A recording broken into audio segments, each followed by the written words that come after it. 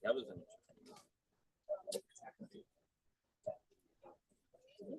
so.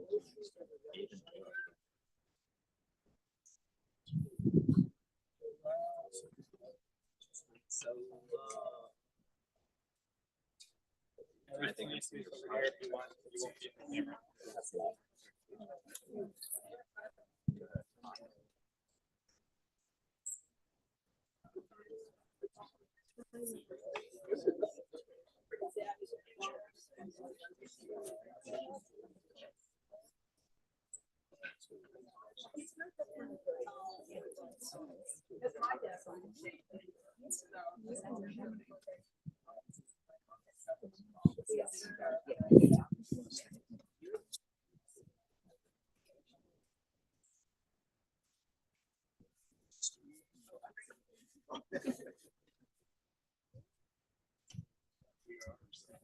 Ladies and gentlemen, we are upon service time. If I can remind everyone to please turn off your cell phones. Please come closer. You'll be able to hear the rabbi much better.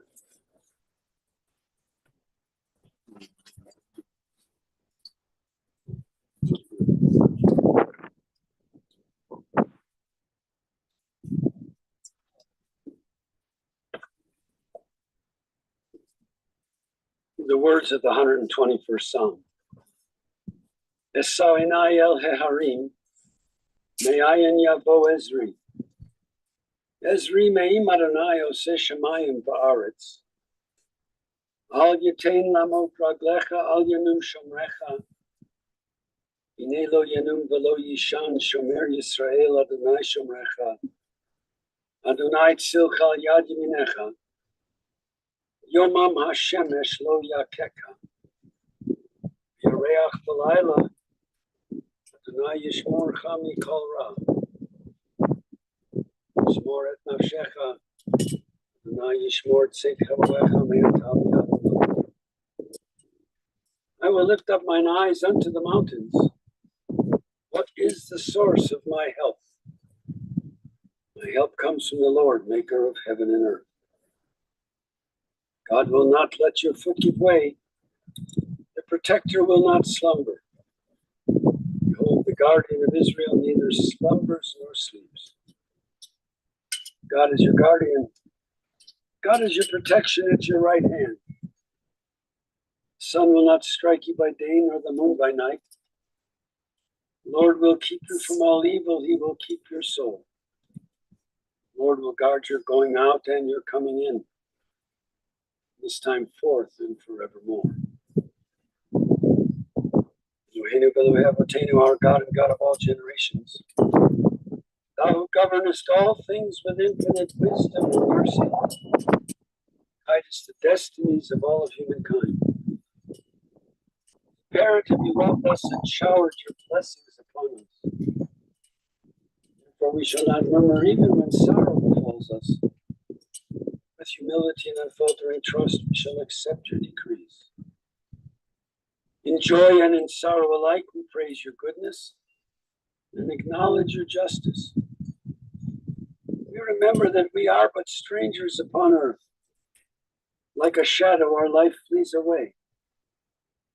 Help us, O God, so to walk in your sight, that when the few years of our earthly pilgrimage are ended, we may be ready to meet our end with tranquil mind. To thee we look for comfort and strength. When one of our beloved is taken from us, in the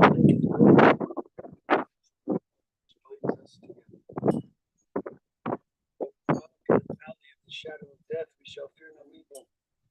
For you are with us. Praised, O eternal our God, in all your dispensations.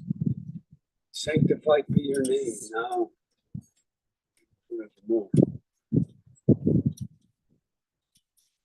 Very often at moments like this, words of the 23rd Psalm are read. Not once in a while, but most of the time. And sometimes people ask, and many of you have heard me say this before, so you can ignore what I'm going to say now, but the rest of you who haven't heard this before, maybe it'll be a good lesson. I was often asked, why do we use this all the time? I remember when I was in rabbinical school, just a couple of years ago. That was a joke. Your dad would appreciate it. When I was in rabbinical school, I learned from one of my professors.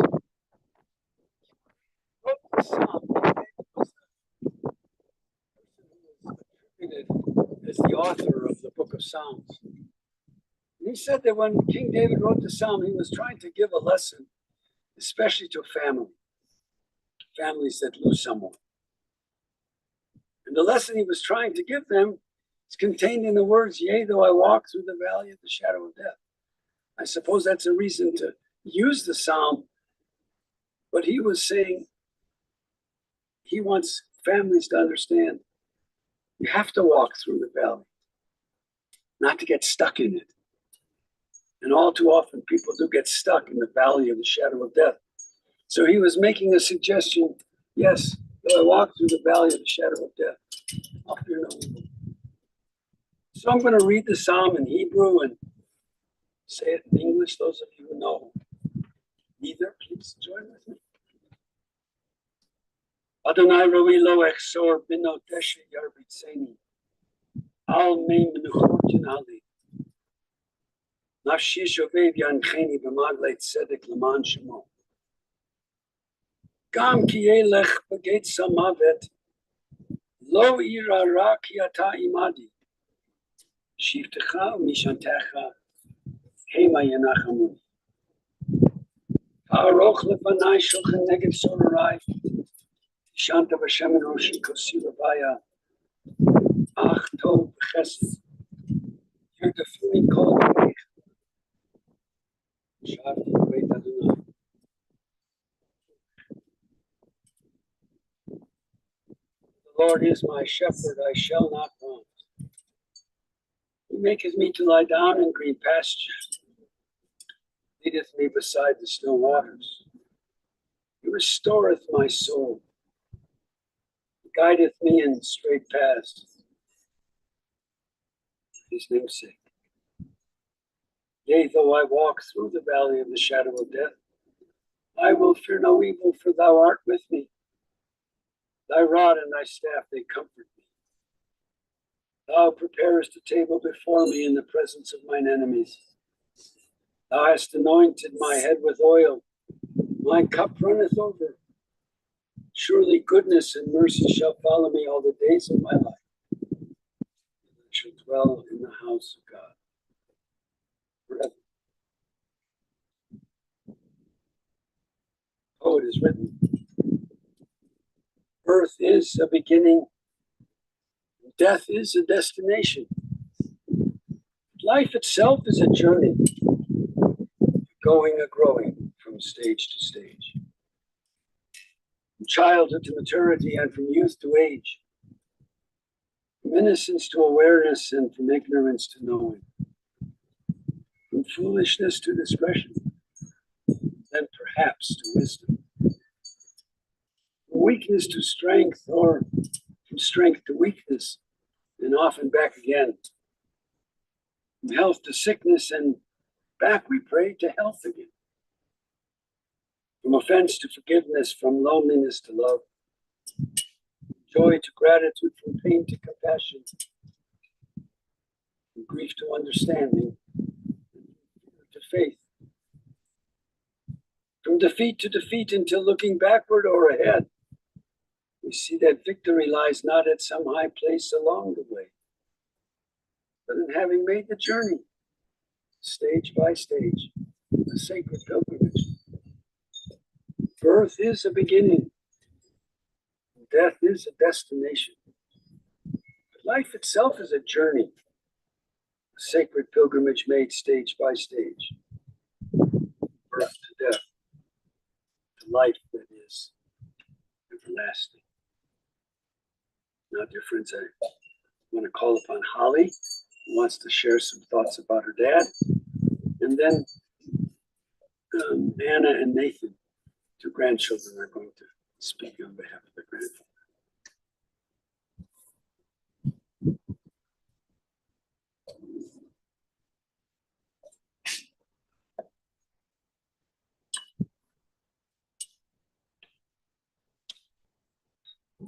Good afternoon, and thank you all for joining us today. A day that's not only my dad's funeral, but also his birthday. Just a couple of weeks ago, I was asking what he would like to do to celebrate his birthday, made several suggestions for a gathering. This is not what I had in mind. It was only 4 years ago that I was sitting here, right there, next to my father, when my mom passed. Now that she's gone as well, I am feeling quite a bit lost. My dad was fortunate to live a long, fulfilling life. He would have been 95 today. He really did live a charmed life. As you all know, my father was passionate about car racing. He could have crashed his car during a race, or he could have been mauled by the bear that crept up on him while he was working in the yard in Vale. Luckily, he was alerted by my mom, who was frantically waving from the porch. So what could have ended badly much earlier resulted in a great story instead. He had a fulfilling career, helping people, had a loving family, a nice home, enjoyed skiing, racing cars, traveling, fishing. He was a dedicated person and looked after my grandmother when she was aging and took care of my mom as well. My cousin Barbara shared how much of a support he was for her as she was caring for my Uncle Paul. He always stepped up when needed. I have fond memories of him wiping my nose with his handkerchief when I was a little kid, and he took me to a rodeo. Also of driving me to Children's Hospital in his MG with the top down when I had to have my tonsils removed when I was 3.5. And coming home one afternoon with a golden retriever puppy in the back of his Corvette, our beloved Tanya. Reportedly, I had promised not to wake up crying from nightmares anymore if we got a dog, and apparently it worked. When I reached adolescence, I was a bit of a troublemaker, but I had help sometimes from my brother Mark. I remember one Saturday night when I was in high school, and my brother and I came home on the bus from a day of skiing with the Copper Choppers, only to find that my parents had gone out for the evening. But I was supposed to go to the high school that night because I was a cheerleader and there was a basketball game. So I hatched up a plan with my brother. I was almost 16 and my brother was 14 years old. We drove the Corvette out to the high school in the rain, and my brother drove it back home alone and wiped it off to remove the evidence. Mind you, neither of us had a driver's license. When my parents got home, my dad noticed that the car was unusually clean and shiny. Oops. My punishment was that I had to wait an extra 6 months to get my driver's license, and that my brother wasn't allowed to watch TV for 6 weeks. I'm grateful that my dad encouraged both my brother and I to pursue higher education. I completed graduate studies in international affairs and law and worked overseas with the UN helping refugees for many years, so I was not always around over the last few decades because of my job. However, my parents did come over to visit when I was working in nice places like Croatia and later in Colombia. So we had an enjoyable time traveling together. I would also get long vacations and breaks between assignments, which often fell during the ski season. I'll always treasure skiing together with my mom and my dad and their friends at Vail. My dad always liked to start off on North Star, so that will always be the official run, the official warm-up run for me. And then, of course, there were margaritas at Los Amigos for après, and oftentimes dinner at my dad's favorite restaurant, the Lancelot Inn, where my parents were regulars. The owner, Werner, would always treat us to a dessert on the house. So just recently, on the 4th of July weekend, my dad and I shared an apple strudel. Since there's a mandatory retirement age of 65 at the UN, and I turned 65 last year, the timing worked well, as it allowed me to return home and spend time with my dad as his roommate during his last year or so, which I consider a tremendous blessing. For most of that time, he was in relatively good health, and it allowed us to reconnect, and I was able to assist him a bit with the house. And then as his health deteriorated, I was able to be there for him to help as needed. During this time, I got to hear some stories from my dad's youth that I think you enjoy.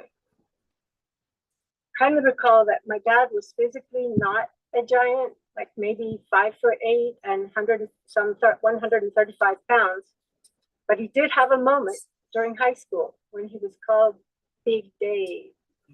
Here's what happened. Believe it or not, my dad played football for the East High Angels.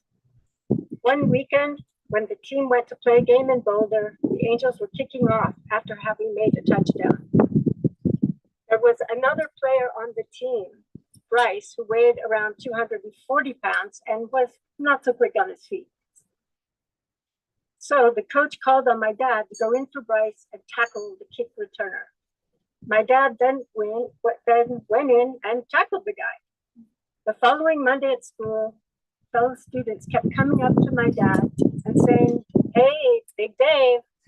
He didn't understand what was going on until they told him that the game had been broadcast on the radio, and the announcer declared that Big Dave Berman made the tackle. My dad may have been a small man, but he was always Big Dave to me. A few summers, my dad worked for his uncle, who had a ranch. He told me how he used to ride a horse named Little Brownie during the cattle roundup. When I asked where and how he learned to ride a horse, he told me Little Brownie knew what to do. One of the funniest stories he told me was how, again during a summer job, but this time at Walhurst Country Club, which was next to a lake, he used to take people on boat rides. One of his passengers was Tempest Storm, an exotic dancer, famous locally in Denver. My mom also attended an event at Walhurst Country Club that summer.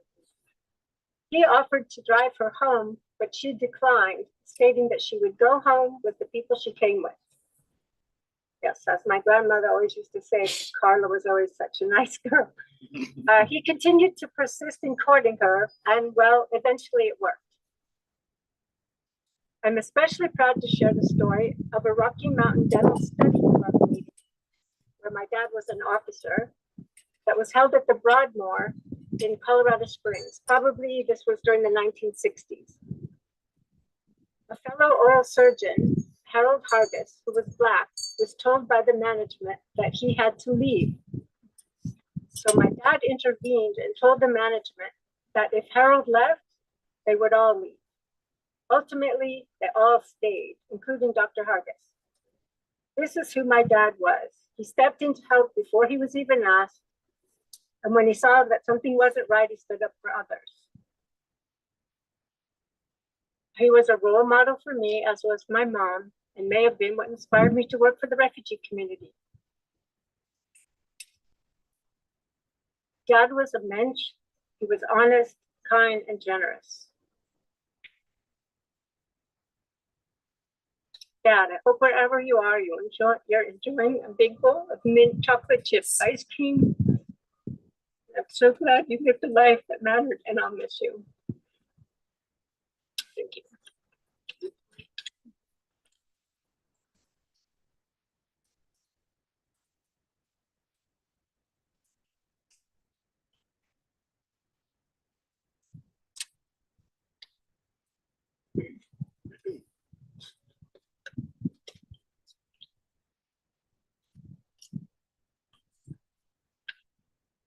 Thank you for everyone for coming today.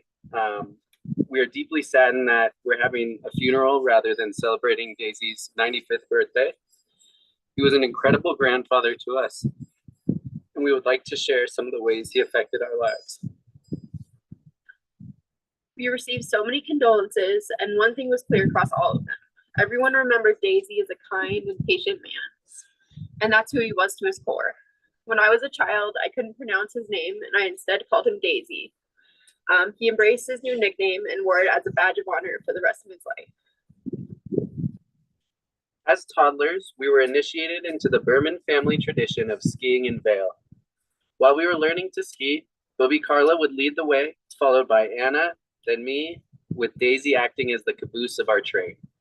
He patiently followed our crew, picking up the pieces of our many falls without ever complaining. And I'm sure there were a few meltdowns along the way when we got too cold or fell on our faces. But Daisy was just happy to be there, showing us the ropes and telling us to watch out for snow snakes. His favorite place at Vail was the run over yonder in the trees on a blue sky powder day. So if you're skiing in Vail, make sure to take that run for him. He kept skiing until his 90s.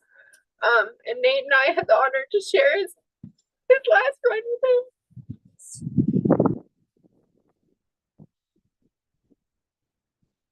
When I was young, my friends always thought that I was making Daisy up. After all, who would believe that somebody's grandpa was a race car driver, surgeon, and amazing skier?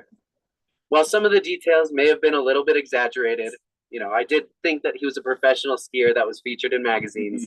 The essence of the stories were true. He really was a badass. Daisy loved cars and fixing them up in his garage, and he even taught us how to drive his old Model T, patiently showing us how to use the gas lever to accelerate and back up with the reverse pedal. In his post-racing days, he enjoyed weekends watching Bronco games and F1 races. Lewis Hamilton was his favorite racer, so make sure to cheer on Team Ferrari this season. Not only did he share his passions with us, but he came to support us at every event, no matter how small. From soccer games to dance recitals to school plays and band performances, he was there to cheer us on happily. But we witnessed the most kindness and patience when it came to taking care of Libby Carla, especially during her battle with Alzheimer's. Where she left off, he easily picked up the slack without a complaint or hesitation. And when she could no longer take care of herself and had to move to a memory care center, he was by her side every single day, having dinner with her and watching the Bronco games with the other residents. He made sure Libby Carla flossed her teeth, brushed her hair, and got exercise on the stationary bike. The immense love and selflessness we witnessed is beyond words.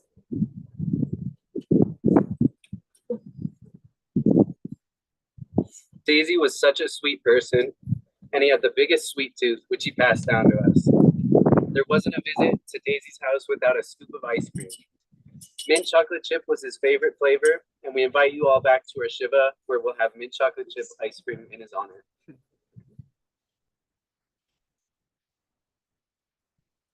I still can't believe he's gone since he was such a steady presence in our life. but we are so grateful that we got to spend so much time with him.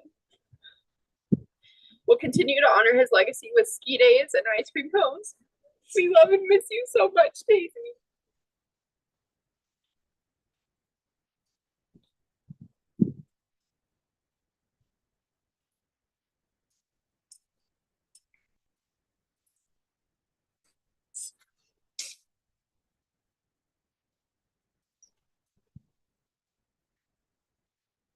Beloved family, dear friends, there is never an easy way to come to this time. No matter the circumstances, no matter how old someone might be or how young they might be, this is always a difficult moment when we let go of the physical part of an individual. And our task is to remember not just the physical parts, who he was, the difference that he made in life, the way in which he tried to live his life, his highest moments of living. It was a family. I'm glad you mentioned, Holly, that slope, star something. Or star. I'm going to read a poem to you. It's reflective of that.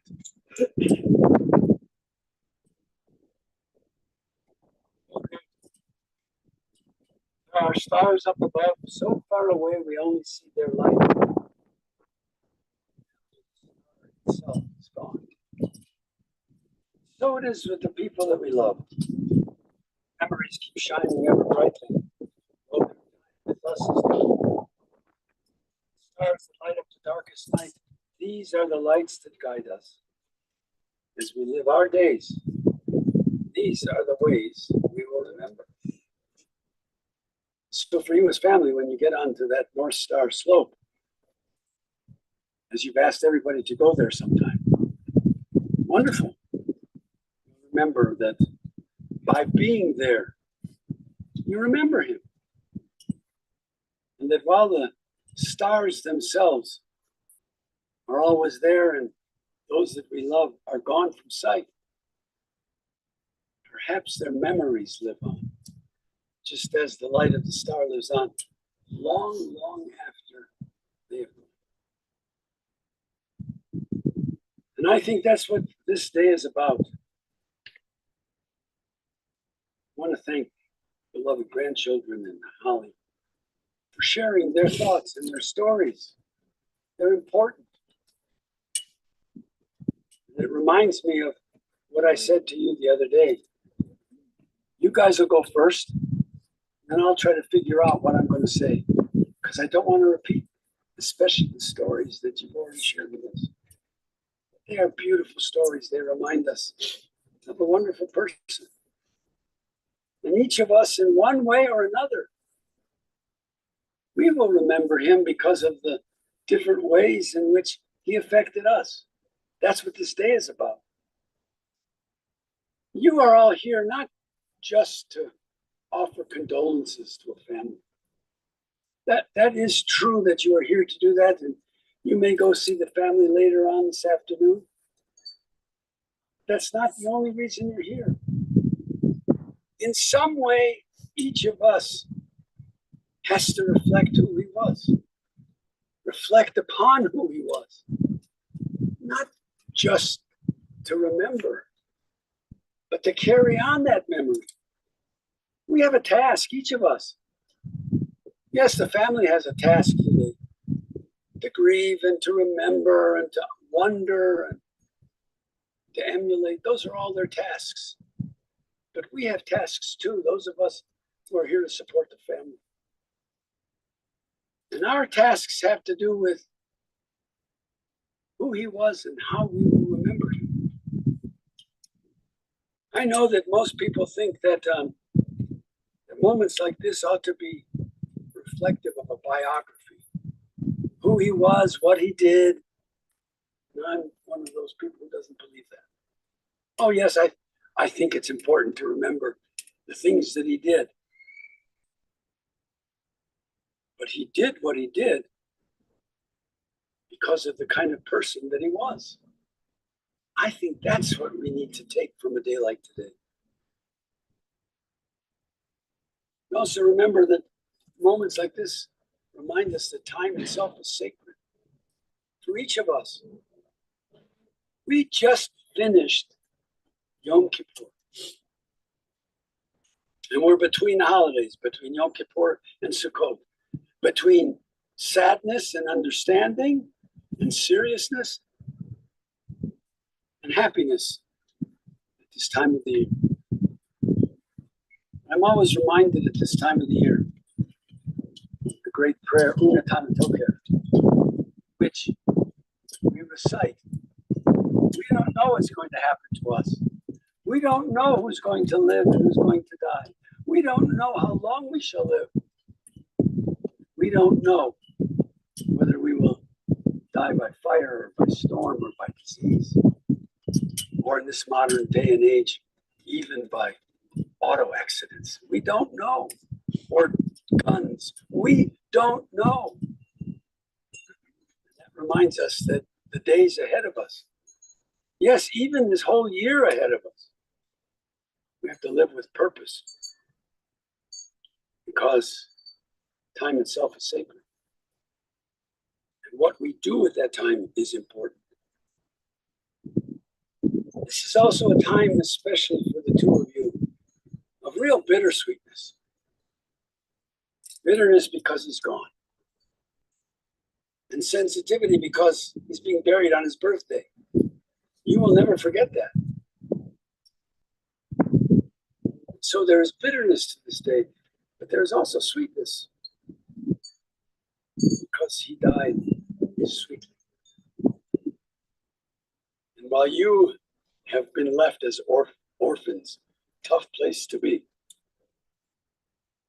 you also cared for him. You also watched his life left his body. And there is a sweetness to that at 95 years of age. A real sweetness. And so I believe that this moment and listening to these beautiful messages reminds us not just of what he did, but it reminds us how we should live. So who was Dave Berman? I want to share a couple of things that have not been shared. Number one, and I think it's important,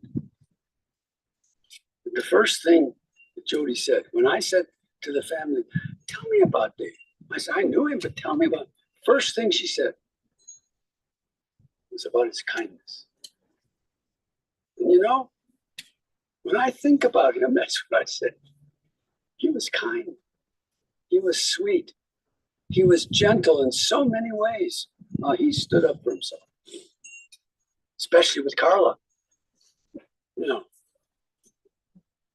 the two of them were complementary to one another. So when she stopped doing something, he picked it up. And she the same. She worried about him.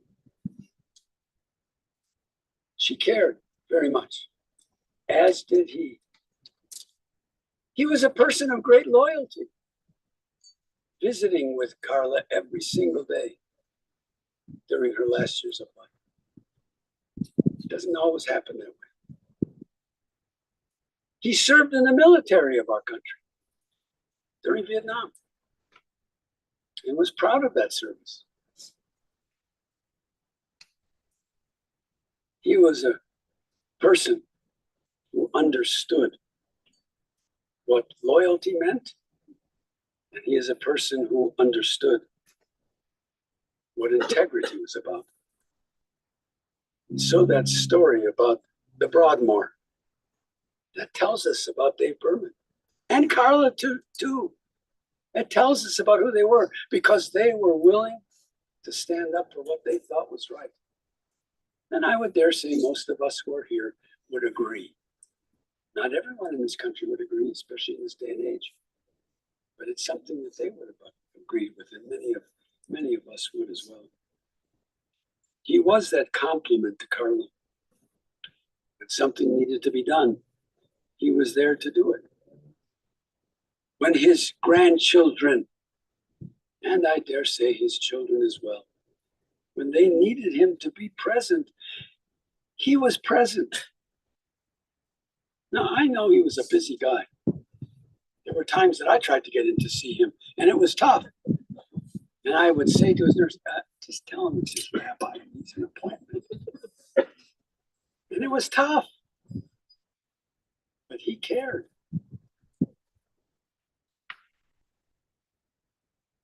He was proud of what he did in life. He was proud of his profession. And he tried to pass that on to the next generation by setting up a wonderful internship or residency at Denver General when he was a very young guy. It was important to him. And I don't think there would have been a prouder moment for any father than to welcome his son into his practice. And he was proud of that. He shared that with me so many times over the years, even after he retired. He was very proud of that. And Mark, I know you were proud to work with him and you learned from him. Holly, I know you said that your parents came to visit you in nice places, but they worried about you when you were in not such nice places. You know that. And they would say, your dad and your mom, not just your mom, that we wish she was in some other location. But they were very proud of what you did because it fit in with their sense of integrity, their sense of doing what was right for other people. He cared about dentistry for kids. So he had that organization that he worked for, Kids in Need of Dentistry.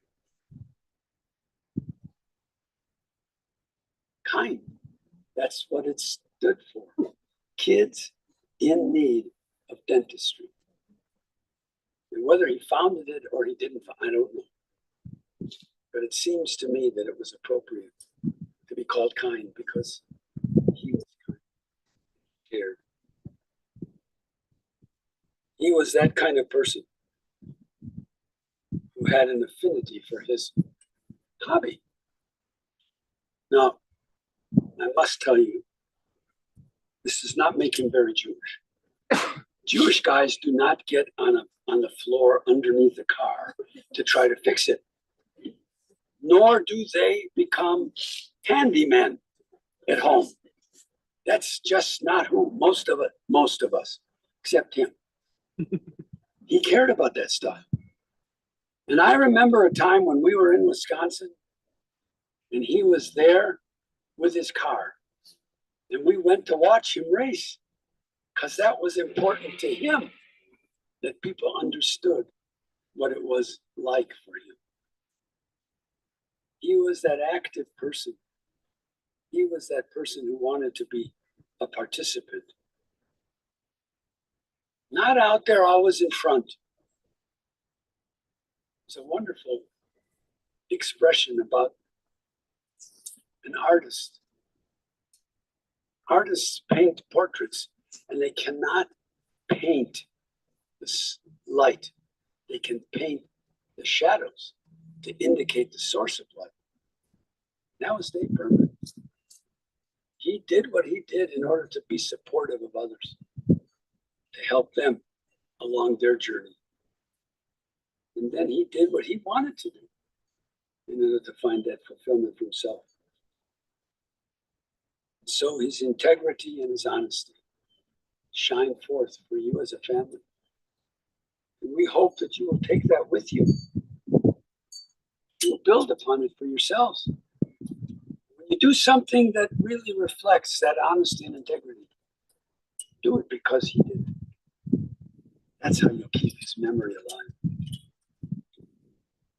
You, his friends, I know that all of us who consider ourselves to be, we learned something from him in life. May we take that with us. His beloved family, especially his children, grandchildren, and children, all three grandchildren. May each of you find strength and courage and comfort in those beautiful memories that will always be yours. To you as beloved children, you who have that terrible burden of being an orphan at this time, may you find strength in both of their memories, in the strengths that were theirs for 64 years together. Because those strengths will, I pray, help each of you as you go forward for this day. One last word, and some of you have heard this story before, but I share it because I think it's so appropriate for someone like Dave. The rabbis in the Midrash tell the story about two ships that were once seen near land. One of them was leaving the harbor, and one of them was coming into the harbor. Everyone was cheering the outgoing ship, as even we do today, giving it a hearty send-off. The incoming ship was hardly noticed. A wise man standing near explained the people's reaction. Remember not, he said, the ship that is setting out to sea, for you know not what destiny awaits it, what storms it may encounter, what dangers lurk before it. Rejoice rather over the ship that has reached port safely and brought back all its passengers in peace. It is the way of the world that when a human being is born, everybody rejoices. But when he dies, all sorrow. Perhaps he said it should be the other way around. No one can tell their troubles away from a young child.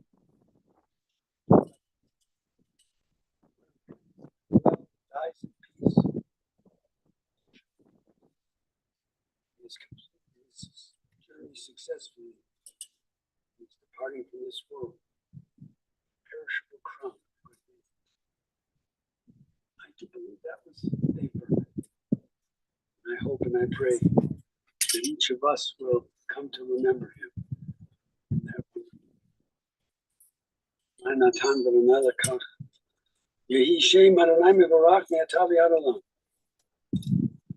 God has given. God has taken away. Praise be the name of God, now and forevermore. And let us all say together.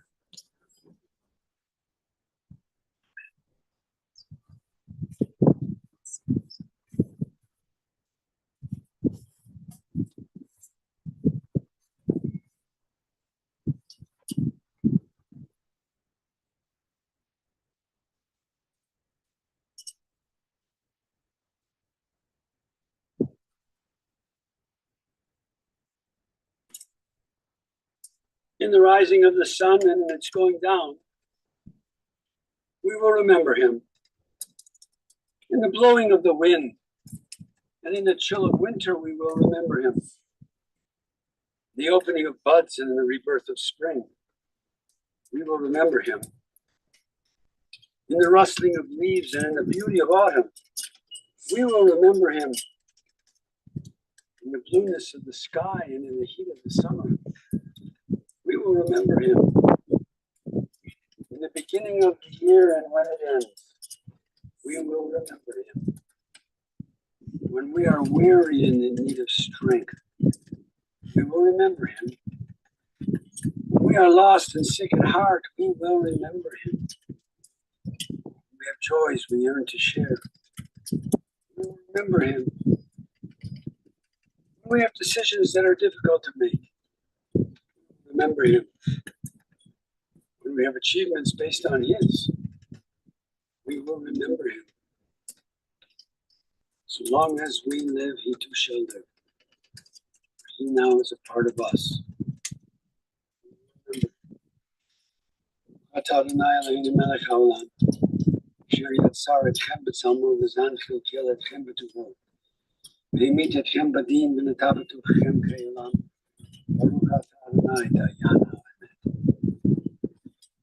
Praise you, O Lord our God, ruler of the universe. Who forms us in the divine image, who nourishes and sustains us in your goodness, causing all of us to die and planting immortal life in us. Praise you, O God, the Judge of truth. Matagi bor le'olam Adonai rav le'oshia, v'chalkel chaim b'chesed, v'chayei hakol b'rachamim rabim. Eternal is your might, O God, all life is your gift. Great is your power to save. With love you sustain the living, with great compassion you give life to all. You send help to the fallen, healing to the sick. You bring freedom to the captive and keep faith with those who sleep in the dust. We praise you, O God, who plants eternal life in us.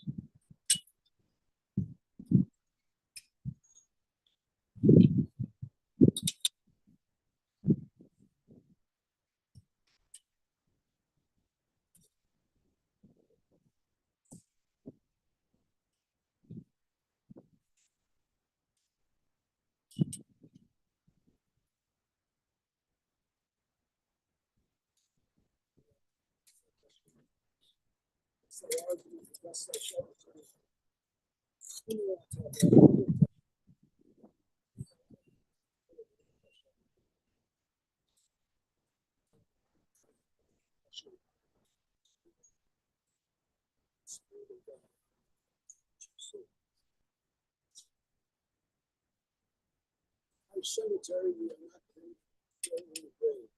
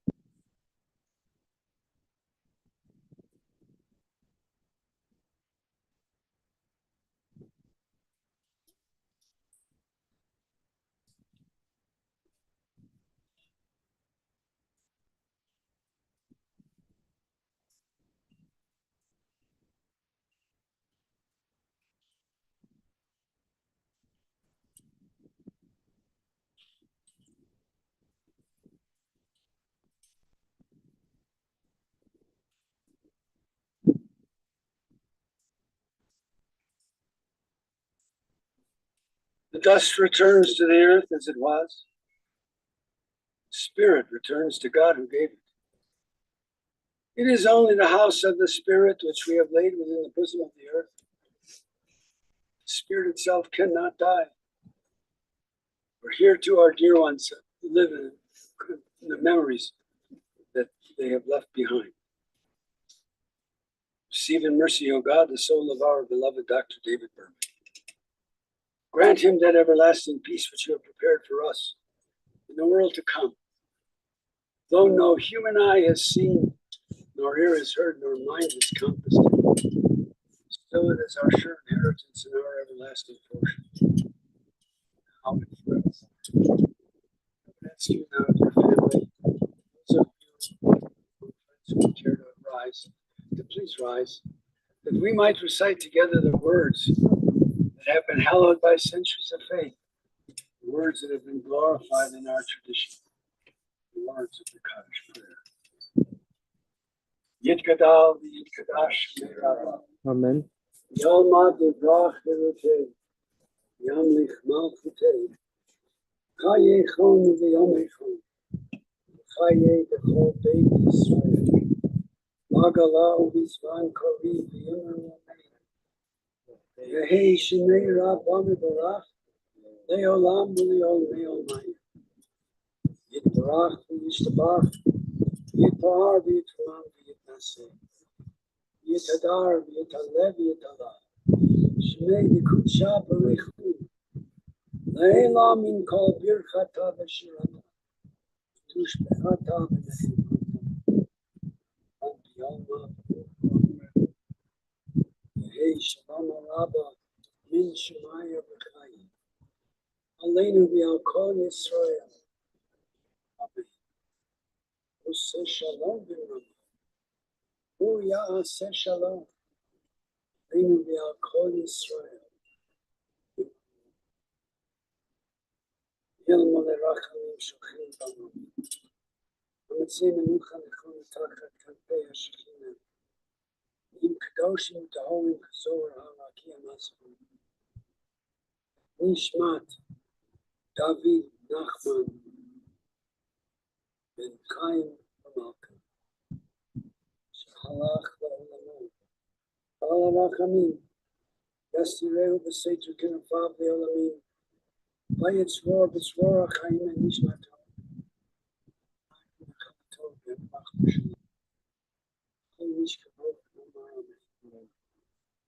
God, full of compassion, eternal spirit of the universe, grant perfect rest in your sheltering presence.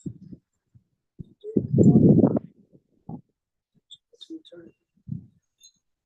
God of mercy, let him find a refuge in your eternal presence. His soul be bound up in the bond of eternal life. Be thou his possession.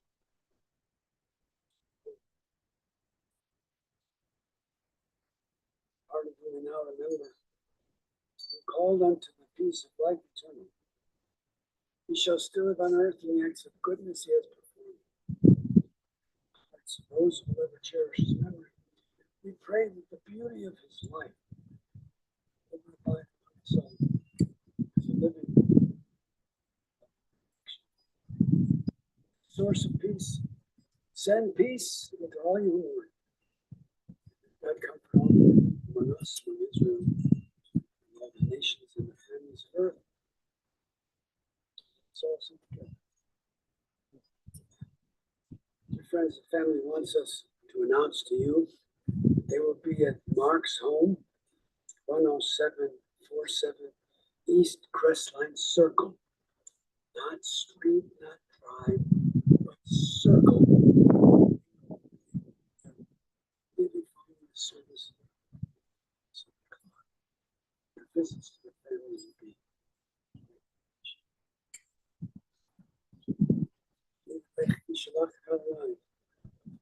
Go your way, for God has called you.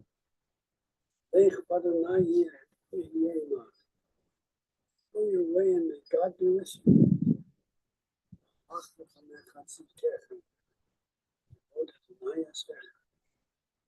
Your righteousness go before you.